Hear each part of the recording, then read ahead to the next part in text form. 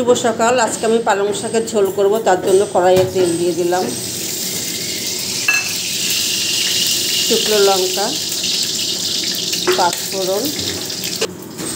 ফোড়নটা আমার হয়ে গেছে, পালং শাকটা আমি ঢেলে দিলাম। পালং শাকে আমি লবণ, পালং শাকের সবুজ 1 চিমটি আমি হলুদ দিলাম, চেরা কাঁচা লঙ্কা দিয়ে দিলাম। পালং শাকের ঝোলে আমি অল্প পরিমাণে একটু জল দিয়ে দিলাম, দিয়ে আমি ঢাকা দিয়ে দিচ্ছি। পালং শাকে আমি একটুখানি পালং শাকের ঝোলে একটু চিনি দিয়ে দিলাম। তো আমার সবজি দিয়ে পালং শাকের ঝোলটা হয়ে গেছে, আমি এবার নামিয়ে দেব।